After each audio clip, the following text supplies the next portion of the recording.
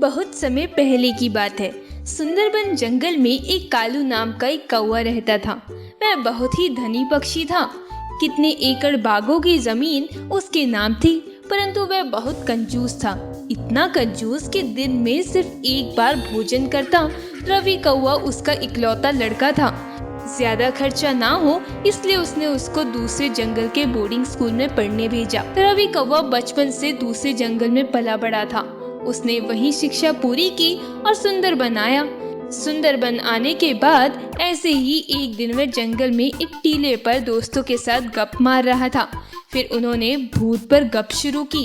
अरे, अपने जंगल में बरगद के पेड़ पर एक भूत रहता है। ये सुन रवि कौवा खूब जोर जोर से हंसने लगा और बोला, कौन से जमाने में रहते हो तुम? भूत वूत कुछ नहीं होता, ये सब झूठी बातें हैं। ऐसा है तो तू जाकर दिखा। अमावस्या के दिन, वो भी रात के 12 बजे। है क्या हिम्मत? उसमें क्या है, कल अमावस्या है, कल ही जाकर दिखाता हूँ। लगी शर्त 500 सेव की। अरे ज्यादा जिद मत कर, बहुत भयानक भूत रहता है वहाँ पे।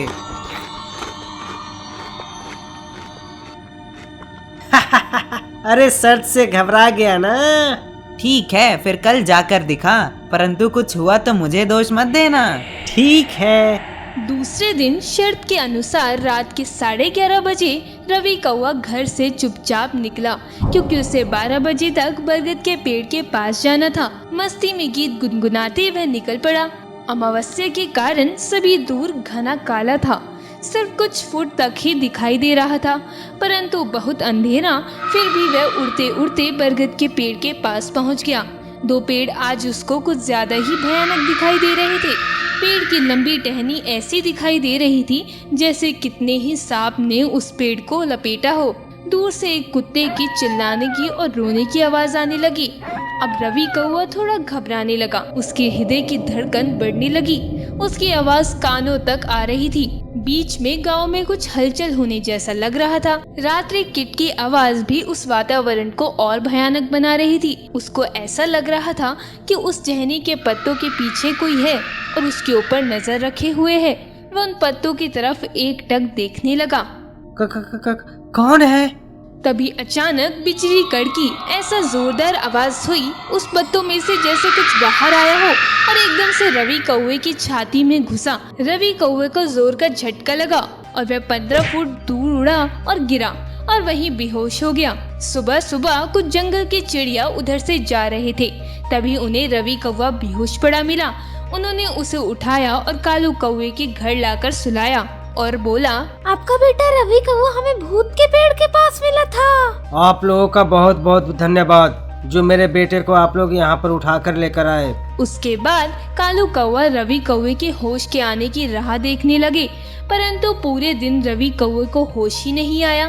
फिर थोड़ी देर बाद गणेश कबूतर आया और रवि कौवे को देखकर गया, परंतु उसकी हिम्मत ही नहीं हुई कि सब सच कालू कौवा को बता दे और मन ही मन कहने लगा, होश आने पर खुद रवि कौवा ही बताएगा।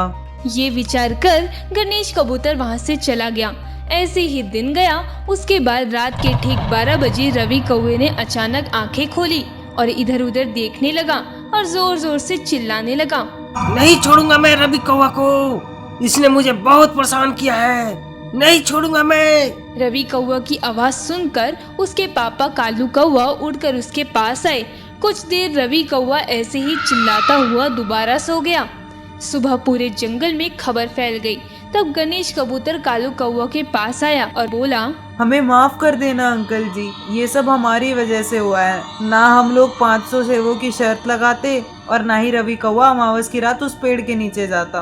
कालू कौवा गणेश कबूतर को कुछ नहीं बोला, क्योंकि बोलने से कुछ फायदा ही नहीं था। जंगल के कुछ जानकार लोग आए और साहूकार से बोले कि उस पेड़ का भूत जंगल के 5 पक्षियों को झपट चुका है, परंतु जंगल के बाहर एक झोपड़ी में रहने वाला एक तांत्रिक उल्लू बाबा ने उस भूत को बाहर निकाला था। आप भी रवि कौवे को उस तांत्रिक के पास ले जाइए। उसके बाद आदमी चले गए। फिर कालू कौवा ने सोचा, अगर मैं रवि को तांत्रिक उल्लू के पास लेकर गया तो बहुत पैसे मांगेगा। इससे अच्छा है कुछ दिन देखते हैं, ठीक हुआ है तो अच्छा है, नहीं तो लेकर जाएंगे तांत्रिक के पास। उसी दिन रात में फिर से रवि कौवा चिल्लाते हुए उठा। इस बार तो खूब भयंकर चिल्ला रहा था। चिल्लाते चिल्लाते बीच में पागलों जैसा हंसता था और वहीं बेहोश हो गया। दिनों दिन रवि कौवा का चिल्लाना बढ़ता ही जा रहा था। इस तरह 8 दिन बीत गए। सभी को अब आदत सी हो गई थी। 9वें दिन अचानक रात को कालू कौवे की नींद खुली। उसने घड़ी देखी तो 12:10 हुए थे। रात को रोज 12 बजे रवि कौवे के चिल्लाने की आवाज आती थी, आज क्यों नहीं आई? क्या हुआ है उसको? चल के देखता हूँ। इसे कहते हुए कालू कौवा रवि कौवे के कमरे में गया तो उसने देखा कि कमरे में रवि कौवा नहीं है। फिर बात सोचने लगा, अरे इतनी रात को रवि कौवा कहाँ गया होगा? इधर रवि कौवा अंधेरे में ठोकर खाते लंगड़ाते चल रहा था।